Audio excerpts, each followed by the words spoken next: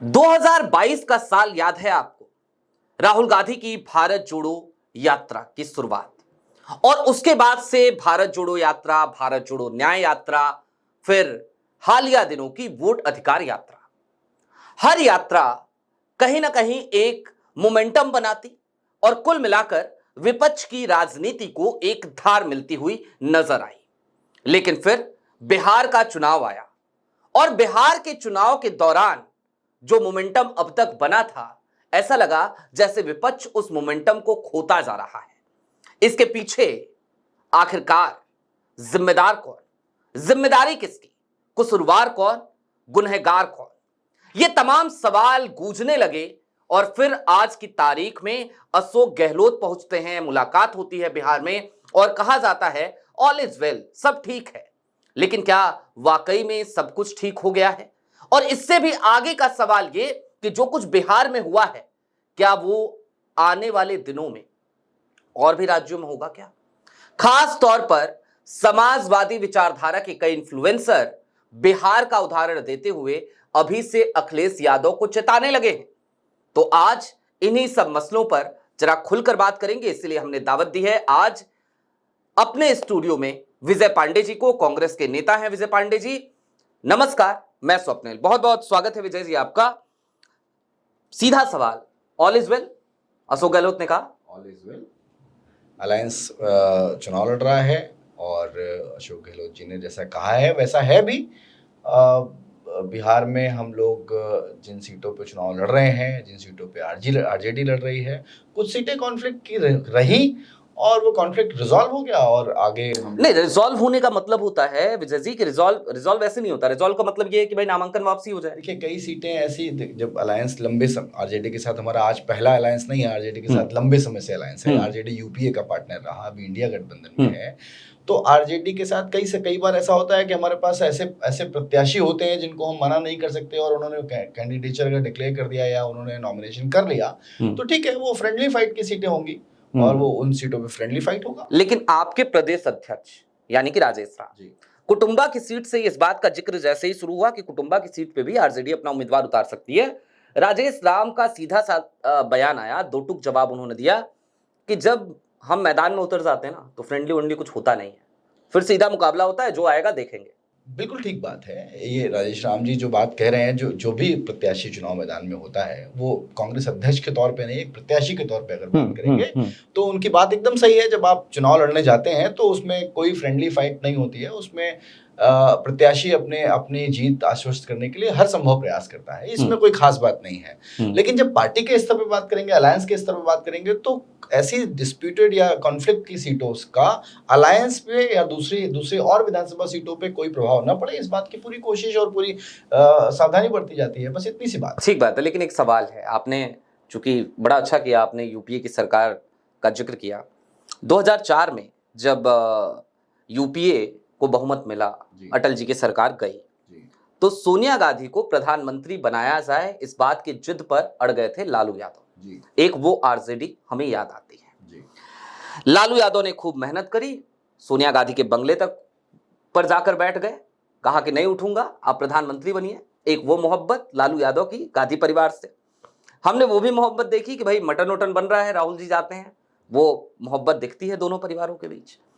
लेकिन आज की तारीख में ये जो कॉन्फ्लिक्ट हुआ बिहार में, कांग्रेस वर्सेस जो आरजेडी तस्वीर आई, जिम्मेदार कौन है इसका? देखिए, आप इसे कॉन्फ्लिक्ट कह रहे हैं, ये असल में उस तरीके का कॉन्फ्लिक्ट हो सकता है, कॉन्फ्लिक्ट ऑफ इंटरेस्ट हो सकता है। ये पार्टी मतलब मैं कांग्रेस की तरफ से बात कहूंगा तो ये कांग्रेस पार्टी कोई ऐसा तो नहीं कि इमोशन पे, कोई भी पॉलिटिकल पार्टी इमोशन की बजाय आइडिया पे ड्राइव होती है। तो आइडिया से जब ड्राइव होती है तो उसमें इमोशन की जगह थोड़ी कम होती है। इमोशन, बिना इमोशन के तो कोई आइडिया कैरी नहीं कर सकते आप। लेकिन मैं ये मानता हूं कि इमोशन का प्रोपोर्शनेट थोड़ा कम हो जाता है, आइडिया ज्यादा होता है। तो जब हम ये बात कह रहे हैं कि आइडिया ज्यादा इंपॉर्टेंट है, तो उसमें बिहार की पॉलिटिक्स ज्यादा इंपॉर्टेंट है, बिहार में सरकार बनाना ज्यादा इंपॉर्टेंट है एज कंपेयर टू कोई रिलेशन कैरी करना। तो और कांग्रेस ऐसी पार्टी है जहां पर प्रदेश अध्यक्ष को, इंचार्ज को पूरी स्वतंत्रता होती है कि वो किस तरीके से फैसले ले। और जहां मामला फंसता है वहां पर शीर्ष नेतृत्व तो हस्तक्षेप करता है। ठीक बात है। अब यहाँ पे आपने एक बड़ी अच्छी बात कही कि प्रदेश अध्यक्ष को और प्रभारी को जी पूरी स्वतंत्रता थी जी, ये बिहार के संदर्भ में आपने कहा। ठीक बात। यहाँ से पूरी स्वतंत्रता थी दिल्ली से, यही तो एक बड़ा कारण नहीं है कि आपके कांग्रेस के भी कई नेता नाराज हो गए? देखिए, आप ये बात कांग्रेस के लिए कह रहे हैं, यही बात अभी 7-8 दिन पहले हम लोग जेडीयू और भाजपा के लिए कह रहे थे। हाँ। देखिए, सीट बंटवारे में नहीं, जेडीयू की बात, जेडीयू का कोई होता हम जेडीयू की बात करते। मैं आपसे उदाहरण मैं कह रहा हूँ, मैं आपको बता दूं, जेडीयू की अगर आप बात करते तो भाई जेडीयू ने तो नीतीश कुमार ने अंतिम समय में कमान अपने हाथ में ले ली। जी, मैं वही कह रहा हूँ, वहां पर भाजपा को बैकफुट पे जाना पड़ा। देश की सबसे बड़ी पार्टी बिहार में बैकफुट पे है। मैं सिर्फ आपसे ये बात कह रहा हूं कि जहां पर हम देश के दूसरे नंबर की सबसे बड़ी पार्टी, मैं विधायी तौर पे बात कर रहा हूँ, पार्लियामेंट्री तौर पे बात कर रहा हूँ, वो बैकफुट पे नहीं है। वो बराबर साझेदारी से चुनाव लड़ रही है। सीटें कम ज्यादा हो सकती हैं, लेकिन बिहार में राहुल गांधी जी का प्रभाव कहीं किसी से कम है, ये बात हम नहीं कह सकते। आपके एक राज्यसभा सांसद आपने अभी वोट अधिकार मताधिकार यात्रा में आपने देखा कि किस तरह से राहुल गांधी जी की लोकप्रियता जिस तरह से पूरे देश में है, उससे कहीं कम बिहार में नहीं है। एक्चुअली इसलिए मैंने इसी सवाल से शुरुआत भी की थी कि वो जो मोमेंटम एक बनाया राहुल ने 2022 से लेके अब तक, वो मोमेंटम तो बिगड़ा हुआ नजर आ रहा है बिहार में। कोई बिगड़ा हुआ नहीं है। सीटों के बंटवारे के समय ऐसा लगता है कि वो बिगड़ गया है। जैसे ही कैंपेन शुरू होगा आपको दिखेगा कि वो पूरा मोमेंटम, वो असल में वो मोमेंटम राहुल जी ने बनाया, वो राहुल जी की वजह से बना, लेकिन वो सरकार की एंटी इनकम्बेंसी के खिलाफ पूरा मामला है, भाजपा की नीतियों के खिलाफ खड़ा मोमेंटम है। वो जैसे ही कैंपेन शुरू होगा मोमेंटम दोबारा से गेन हो जाएगा। राहुल जी जैसे ही जाएंगे दोबारा बिहार में, जैसे ही राहुल जी बिहार कैंपेन करने जाएंगे, वो मोमेंटम फिर से खड़ा दिखाएगा आपको। इसमें कहीं कोई दो राय नहीं है। 2-4 सीटों का मामला है, वो रिजॉल्व हो जाएगा। अभी समय है, आप देखिए ना। आप जिस कुर्सी पर बैठे हैं, आप जिस कुर्सी पर बैठे हैं, इसी कुर्सी पर अभी तकरीबन 1 सप्ताह पहले समाजवादी पार्टी के कार्य समिति के सदस्य हैं, वो आए थे, वो बैठे हुए थे। हमने उनसे कहा कि बिहार में महागठबंधन की अगर बात करें सबसे बड़ा चेहरा कौन है, तो उन्होंने कहा नो डाउट राहुल गांधी। ये उनका जवाब था। लेकिन आप ही के राज्यसभा सांसद हैं, पूर्व प्रदेश अध्यक्ष हैं, उनसे अब तक कई बार कई पत्रकारों ने सवाल किया और हर सवाल का जवाब एक ही आता है उनकी तरफ से, नाम आता है तेजस्वी यादव। क्या कांग्रेस? देखिए, ये समझदारी है। कोई भी नेता जब बात करता है तो उनके बेटे एक फेसबुक पोस्ट करते हैं, मैं अखिलेश प्रसाद सिंह की बात कर रहा हूँ। उनके बेटे हैं आकाश सिंह, महाराजगंज से चुनाव लड़ चुके हैं। उनके बेटे ये फेसबुक पोस्ट करते हैं कि भाई लालगंज में आप कांग्रेस के प्रत्याशी को हराइए और आरजेडी के प्रत्याशी को वोट दीजिए। देखिए, ये ऐसी कुछ घटनाएं हैं और कुछ स्टेटमेंट्स भी हैं। इस पे पार्टी फैसला लेगी। वो सीडब्ल्यूसी के मेंबर हैं। पार्टी उस पे फैसला लेगी कि उसमें क्या करना है क्या नहीं करना है। उनके साथ अगर किसी ने इस तरीके का पोस्ट किया है तो उस पे क्या पार्टी को स्टैंड लेना चाहिए। लेकिन हाँ, अखिलेश जी का ये स्टेटमेंट भी कोई कहीं गलत नहीं है कि बिहार में अगर इस हमारे अलायंस को लीड कर रहा है तो आरजेडी लीड कर रही है, सबसे ज्यादा सीटों पे वो लड़ रही है, तो अनडिस्प्यूटेडली लीडर है वो। लेकिन अब मुख्यमंत्री का चेहरा कौन होगा, ये डिसीजन तो सारे अलायंस पार्टनर्स का डिसीजन है। और वो जब अभी तक जो नहीं हुआ है, इस बारे में टिप्पणी करना मेरे लिए ठीक नहीं है और किसी के लिए ठीक नहीं है। ठीक बात। लीडर कहना तो कोई गलत बात नहीं है। अगर महागठबंधन का देशव्यापी नेता कोई है तो राहुल गांधी है, इसमें कोई डिस्प्यूट नहीं है। तो जो समाजवादी पार्टी के साथी ने कहा उसमें भी कोई गलती नहीं है, जो अखिलेश जी ने कहा उसमें भी कोई गलती नहीं है। बिहार में अलायंस का लीडर कोई है तो तेजस्वी यादव है। ठीक बात। अलायंस के लीडर है, but he is not face of till now, he is not face of CM candidate. कल हो सकते हैं, संभावित है। अगर डिसीजन हो गया होगा या कल हो जाएगा या आज रात को हो जाएगा और कल प्रेस कॉन्फ्रेंस में डिक्लेयर हो जाता है तो मैं भी यही कहूंगा कल हो सकता है, मतलब संभावना है। मैं कह रहा हूं हो सकता है, लेकिन हो सकता है कि हम लोग बिना देखिए, हम अपनी तरफ से चुनाव का चेहरा घोषित करते हैं। सीएम कैंडिडेट डिक्लेयर करना यह विधायी परंपरा नहीं है, ये पार्लियामेंट्री डेमोक्रेसी का हिस्सा नहीं है। एक्चुअली पार्लियामेंट्री डेमोक्रेसी कहती है कि विधायक दल का नेता तय करेगा, विधायक दल का नेता बनाया जाएगा, वो सीएम कैंडिडेट जब विधायक चुन के आएंगे उसके बाद होगा। कांग्रेस पार्लियामेंट्री डेमोक्रेसी में विश्वास करती है, तो हमने आज तक नहीं किया ऐसा कि हमने कोई प्रधानमंत्री पद का उम्मीदवार घोषित कर दिया हो, मुख्यमंत्री पद का उम्मीदवार घोषित कर दिया हो। ऐसे सवाल मीडिया में कहे जाते हैं, वो कतई एंटी डेमोक्रेटिक हैं, कम से कम हमारी डेमोक्रेसी के खिलाफ है। तो इस तरीके की कोई घोषणा करना मुझे लगता है कि जायज नहीं है। इसीलिए राहुल गांधी जी से बार बार जब पूछा गया तो उन्होंने कहा कि नहीं, ये तो बाद में तय होगा। तो ये बाद में ही तय होता है, होना चाहिए, सबको यही करना चाहिए। जो लोग भी ऐसा करते हैं कि ये मुख्यमंत्री पद का उम्मीदवार है, मुख्यमंत्री पद का कोई चुनाव लेकिन आप ये डेमोक्रेटिक उसकी दुहाई दे रहे हैं। सच्चाई तो ये है कि कांग्रेस आज की तारीख में नीतीश कुमार को बार बार डरा भी रही है कि देखिए आपको मुख्यमंत्री नहीं बनाएंगे, आपको मुख्यमंत्री का चेहरा है। उनके यहाँ ये परंपरा है, इसलिए हम बार बार कह रहे हैं। अच्छा, हमारे यहाँ तो परंपरा नहीं है, हम पे आप इल्जाम नहीं लगा सकते। तो उन्होंने तो इस परंपरा को लगातार अब तोड़ा है। वो कर दिल्ली में तोड़ा, मध्य प्रदेश में तोड़ा, वो तोड़े, अच्छी बात है। हम तो कह रहे हैं कि वो लोग सामने आकर राजस्थान में तोड़ा। देश के स्तर पे भी उनको 2024 में कहना चाहिए था कि हमारा प्रधानमंत्री का उम्मीदवार बाद में घोषित नहीं। भारतीय जनता पार्टी तो बिल्कुल अप्रत्याशित तरीके से काम कर रही है। आपके यहाँ जैसे राजस्थान में चुनाव होता है, तो राजस्थान में सुन लीजिए, राजस्थान में चुनाव होता है तो ये बात लोगों को पहले से पता होती है, या तो सचिन पायलट या तो अशोक गहलोत अगर कांग्रेस सत्ता में आई। मध्य प्रदेश में चुनाव होता है तो लोग कहने लगते हैं कि अरे कौन होगा, या तो कमलनाथ या तो दिग्विजय। दिल्ली में ये लोग है ना। लेकिन भारतीय जनता पार्टी तो ऐसी पार्टी है कि ठीक है, चुनाव हो गए, नतीजे आ गए, अब कौन होगा मुख्यमंत्री वो अंतिम समय में पता चलता है। उनके पास एक मशीन है, चुनाव जीतने की मशीन। तो चुनाव जीतने की मशीन, वो मशीन आपके पास क्यों नहीं है? हमारे पास नहीं है। उनके पास चुनाव जीतने की मशीन है, और वो राहुल गांधी जी अपने बार बार प्रेजेंटेशंस में साफ कर चुके हैं कि एक ऐसी मशीन है जो चुनाव जीतने की मशीन है। अब वो चुनाव जीतने की मशीन के सामने सारे नेता गौण हो जाते हैं। हमारे यहाँ तो ऐसा नहीं है। हमारे यहाँ तो स्थानीय नेतृत्व है। स्थानीय नेतृत्व में कयास लगाना कि ये 2 राज्य, एक राज्य है, इसमें 5 नेता हैं, इनमें से कोई मुख्यमंत्री का चेहरा हो सकता है, इसमें कोई गलत बात भी नहीं है। लेकिन पार्टी कभी ये कह दे कि ये नहीं, ये हमारे मुख्यमंत्री कैंडिडेट है, ऐसा कभी नहीं हुआ। कांग्रेस की परंपरा में ऐसा कभी नहीं हुआ और भविष्य में भी ऐसा नहीं होगा, ऐसी मेरी उम्मीद है, और ऐसा होगा भी। तो लेकिन अगर अलायंस अपना लीडर घोषित करता है कि इनके नेतृत्व में हम चुनाव लड़ेंगे, तो इसमें भी कोई गलत बात नहीं है। हमने कहा कि हम राहुल जी के नेतृत्व में लोकसभा का चुनाव लड़ रहे हैं, तो इसमें कोई गलत बात नहीं है। हमने कभी नहीं कहा कि वो पीएम कैंडिडेट है।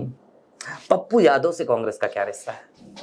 देखिए, पप्पू यादव से कांग्रेस का रिश्ता क्या है इसमें, देखिए पप्पू, कोई भी अगर आदमी, वो एमपी है, उन्होंने कांग्रेस को समर्थन दिया है, अगर वो कांग्रेस को समर्थन दे रहे हैं, उनका सम्मान है और यही सम्मान कांग्रेसी है। देखिए, वो अपने आप को कह रहे हैं कांग्रेसी हैं, और वो कांग्रेस को लगातार अपनी पार्टी का विलय भी कर चुके हैं, तो कांग्रेसी हैं। दूसरी बात, लेकिन उनको टिकट नहीं दे पाए आप लोग। टिकट, देखिए कुछ फिर अलायंस की बहुत सारी ऐसी लंबे, वो बदला तो नहीं दे रहे आरजेडी से इस समय? ऐसा कुछ भी नहीं है। ऐसा कुछ भी नहीं है। अलायंस कंफर्टेबल है, अलायंस एकदम जैसा था वैसा है। पप्पू यादव जी कांग्रेस को सम्मान करते हैं, कांग्रेस के साथ खड़े हैं, कांग्रेस भी वो सम्मान का रिश्ता है एक दूसरे के प्रति। हम भी उनकी पूरा आदर करते हैं और वो हमारी पूरी मदद कर रहे हैं और हमारे साथ खड़े हैं। यही रिश्ता है हमारा उनके साथ, यही रिश्ता है। लेकिन पप्पू यादव लगातार कांग्रेस के मंचों पे इस समय नजर आ रहे हैं, और जहां भी नजर आ रहे हैं, अभी कल की बात है, उन्होंने सीधे तौर पे ये कह दिया, कल उनके 2 बयान आए। एक बयान तो उन्होंने सीधे नीतीश कुमार को ऑफर दे दिया, कहा कि कांग्रेस के साथ ही आपको सम्मान मिलेगा, आ जाइए चुनाव के बाद। देखिए, ऐसा कोई पहली बार तो नहीं होगा। तो ये बात कह देना या मजाक में ये बात कह देना, तो इसमें कोई गलत बात, संभावना इसकी भी है। नहीं, मैं ये नहीं कह रहा हूँ, मैं कह रहा हूँ लेकिन उनके बारे में ये कह देना कोई बड़ी बात नहीं है। मैं भी कह सकता हूँ कि नीतीश जी वहां क्या कर रहे हैं, आपको वहां क्या काम है। आपकी पूरी जो वैचारिकी की राजनीति है, वो वहां आपको कंफर्टेबल नहीं है। आप किसी मजबूरी में वहां हैं, आपको बहुत पहले वहां से चला आना चाहिए था, आपको ये सरकार ही नहीं चलानी चाहिए थी। फिर ऐसे में हमको जून 2024 याद आता है जी। लोकसभा के नतीजे आ गए, नीतीश कुमार खुद को कमरे में बंद कर लेते हैं, सम्राट चौधरी पहुंचते हैं, मुलाकात नहीं होती है, नीतीश कुमार से किसी की मुलाकात नहीं हो रही थी। नीतीश कुमार एक फोन कॉल का वेट कर रहे थे। वो फोन कॉल बहुत हद तक संभव था कि दिल्ली से एक फोन कॉल जाता, वो फोन कॉल गया नहीं। कई लोगों ने बातचीत करी, सूत्रों के हवाले से बहुत सारी खबरें आई। बाद में पता चला कि आपके नेता ने, जो इस समय लीडर ऑफ अपोजिशन है, उन्होंने सीधे तौर पर मना कर दिया। उन्होंने कहा कि भाई भरोसे के लोग हों तो बात की जाए, जिनके ऊपर हम भरोसा नहीं कर सकते उनसे हम बात नहीं करेंगे। देखिए राहुल जी, और इस वजह से सरकार नहीं बन पाई आपकी। राहुल जी का ये स्टाइल ऑफ पॉलिटिक्स है। देखिए, पब्लिक ने हमें मैंडेट नहीं दिया था। पब्लिक ने जब हमें मैंडेट नहीं दिया था, या मैंडेट चोरी हो गया था, दोनों जैसे, एक ही जैसी बात है। तो अब जब मैंडेट चोरी हो गया और हमारे पास स्थायी तौर पे साफ साफ दिख रहा है कि मैंडेट नहीं है, तो सरकार बनाने के प्रयास गुणागणित से करना, ये राहुल जी की फितरत नहीं है, उनका स्टाइल ऑफ पॉलिटिक्स नहीं है। बहुत फर्म आइडिया के साथ पॉलिटिक्स करते हैं। तो उनका ये बात बहुत साधारण सी, बहुत साफ सी बात है कि भाई हम सरकार बनाने की कोशिश तब करेंगे जब हमारे पास लोग आके कहें कि नहीं राहुल जी आप सरकार बनाइए, हम आपके साथ खड़े हैं। हम प्रयास करें, गुणागणित करें, जोड़ भाग करें, वो उनका काम नहीं है। और इसीलिए उन्होंने कहा कि सरकार हम तभी बनाएंगे जब हमें सामने से आकर के लोग कहें कि नहीं आप सरकार बनाइए, हम आपके साथ खड़े हैं। ऐसी सरकार जिसका जो स्टेबल गवर्नमेंट ना हो, जो हमारे स्टेबल पार्टनर्स ना हो, उनके साथ सरकार बनाने का कोई लॉजिक नहीं था। और ये देखिए आप साफ दिखने लगा है आपको, जिस तरीके से देश चला रहे हैं ये, जिस तरीके से बिहार की सरकार इन्होंने चलाई, वो हमें और पब्लिक में जिस तरीके से गुस्सा है वो मताधिकार यात्रा में आपको दिखा ही है, आगे भी दिखेगा। अभी चुनाव कैंपेन शुरू होगा, राहुल जी जाएंगे, कांग्रेस के स्टार प्रचारक जाएंगे। हमने सुना सिर्फ 60 सीटों पर ही जाएंगे। देखिए ये तो पार्टी का फैसला होगा कि 60 सीटों पे जाएंगे या 243 सीटों पे जाएंगे। ये भी कहना ठीक नहीं है क्योंकि हमारे जो परमानेंट पार्टनर्स हैं, वामदल हैं, वीआईपी की सीटें हैं और आरजेडी की सीटें हैं, जिन सीटों पे देखिए 243 सीटों पे जाना भी संभव नहीं है। अगर ये जाहिर सी बात है 60 सीटों पे भी जाना संभव नहीं है। 60 सीटों पे भी जाना संभव नहीं है।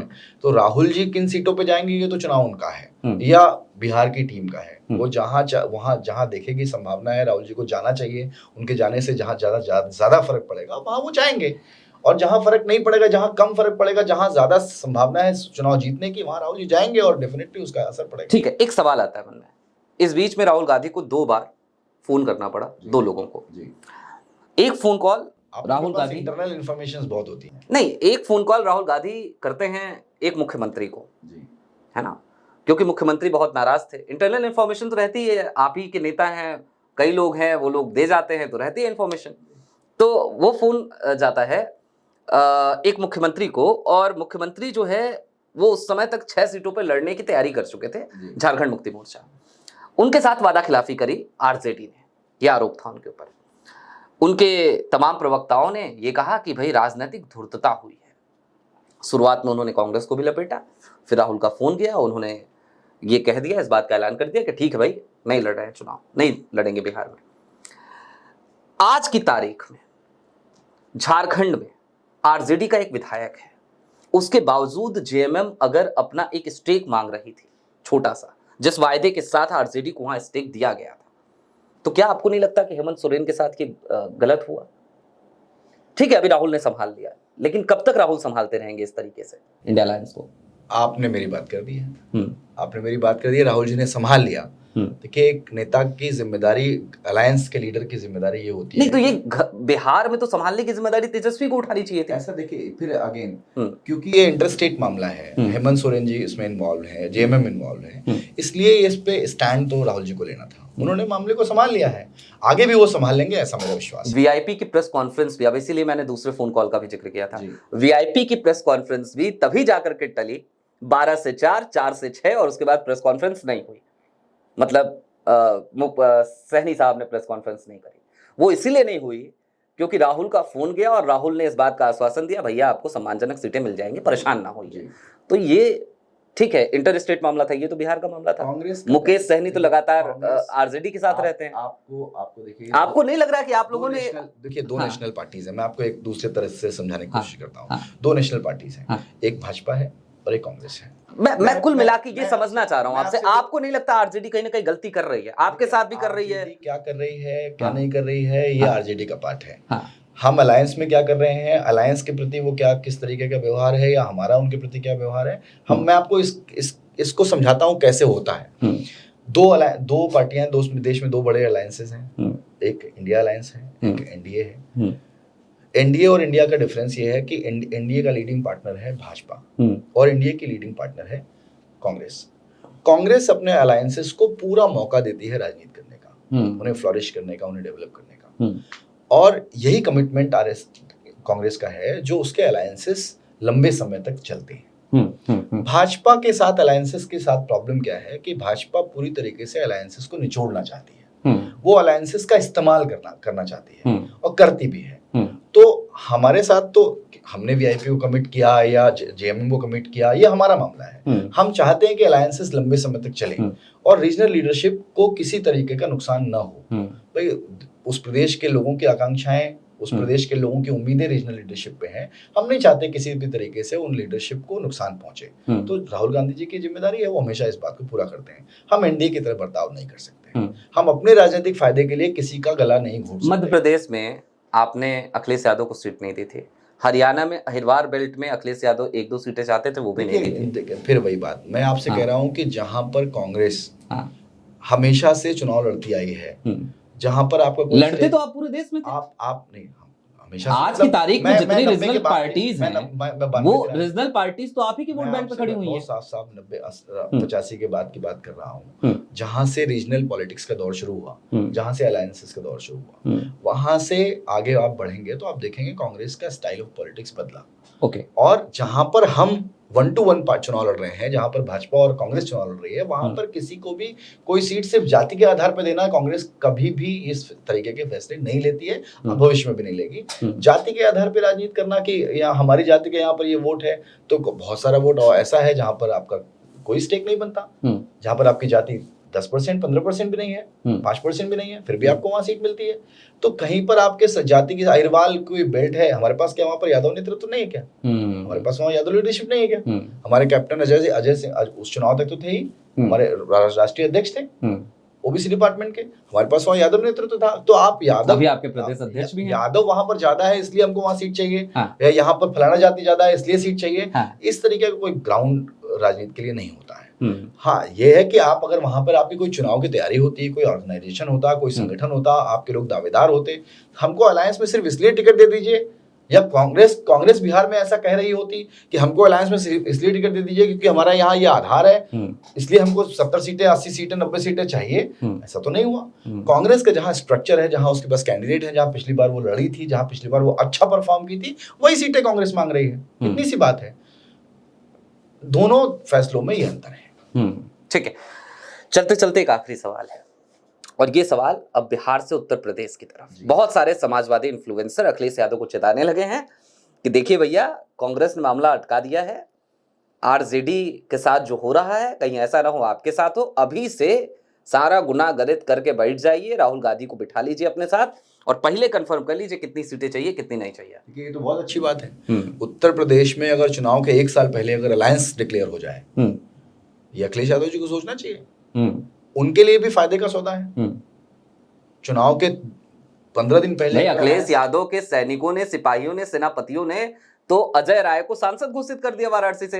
वो तो कहते हैं नरेंद्र मोदी सांसद ही नहीं, हमारे सांसद जिन ग्राउंड्स पे उन्होंने कहा, ये इसमें कोई तो पब्लिक डोमेन में है कि 7 राउंड तक जो है वो नरेंद्र मोदी पीछे थे, 1.5 घंटे काउंटिंग रुकवा दी गई। अब उस काउंटिंग उस दौर में क्या हुआ, ये तो इलेक्शन कमीशन जाने और नरेंद्र मोदी जाने। उन्होंने उनको तो वो तो समाजवादी पार्टी, अखिलेश तो दोस्ती पूरी निभा रहे हैं। बिल्कुल सही बात है। उत्तर प्रदेश में हमारा अलायंस है, हम लोग साथ में काम कर रहे हैं, और अगर अलायंस जितना पहले डिक्लेयर हो जाएगा, दो अलायंस पार्टनर्स को उतना फायदा होगा। दोनों जगह के लीडरशिप्स को ये पता होगा, स्थानीय नेताओं को ये पता होगा कि हमको इस क्या हम ये मान के चल सकते हैं कि जो चीजें हमें बिहार में देखने को मिली, अब इस बात को झुटलाया नहीं जा सकता कि रार नहीं ठनी, दिक्कतें नहीं हुई, ये सामने है सबके, आपके नेताओं के भी बहुत बयान है। क्या हम ये मान के चले ये चीज उत्तर प्रदेश में नहीं होगी? मैं आपसे क्या कह रहा हूँ, 2 भाइयों के बीच बंटवारा होता है, बैठ के बंटवारा होता है, फिर भी कुछ ऐसी जगह बच जाती हैं जहां पर दोनों लोग क्लेम करते हैं। फिर वो धीरे धीरे अगर दोनों समझदार हैं, दोनों भाई समझदार हैं, तो दोनों अपने उस मामले को धीरे धीरे निपटा लेते हैं। उत्तर प्रदेश में कोई जगह कॉमन शेयरिंग में चली जाती है कि नहीं चलिए यहाँ पर हम दोनों लोग भैंस बांधेंगे, या हम दोनों लोग एक काम कर लें, यहाँ कॉमन बैठका बना देते हैं। तो ये तो बहुत साधारण प्रक्रिया है। 2 भाइयों के बीच में अगर कोई बंटवारा होता है तो साधारण प्रक्रिया से निपट जाता है। अगर दुश्मनी ठान ली जाती है तो नहीं निपटती। अगर आज लालू जी का नेतृत्व होता पूरी तरीके से, तो क्या ये स्थितियां होती? ये काफी बिल्कुल मैं आपकी बात से सहमत हूँ। लालू जी का नेतृत्व होता तो शायद ये स्थिति नहीं होती, क्योंकि लालू जी जैसा मैच्योर पॉलिटिशियन इंडिया अलायंस में की सबसे बड़ी मजबूती है। उन्होंने हमेशा जिस तरीके से एंटी बीजेपी लाइन ली है, जिस तरीके से सेकुलरिज्म के साथ खड़े होने का कमिटमेंट है उनका, जिस तरीके से इस देश को जानते हैं वो कि कांग्रेस के लीडरशिप में ही ये देश मजबूत रह सकता है, लालू जी होते तो ये फैसले और बेहतर होते। मैं ये नहीं कह रहा हूं कि तेजस्वी जी के रहते बेहतर नहीं हुए, लेकिन वो रहते तो और बेहतर रहते। ठीक है, थोड़े कहे को ज्यादा समझिए, लालू जी रहते तो फैसले बेहतर होते। हालांकि विजय जी चूंकि एक पार्टी से जुड़े हुए हैं, पार्टी लाइन से आते हैं, तो वो पार्टी लाइन से ऊपर कुछ कह नहीं सकते, लेकिन एक सच्चाई जरूर है और ये एक पीड़ा आज की तारीख में इंडिया अलायंस के कई घटक दलों के भीतर भी है कि गलती जहां पर हुई वो यही हुई कि तेजस्वी और उनके आसपास की मंडली, उसमें कहीं ना कहीं अहंकार का पुट थोड़ा ज्यादा था।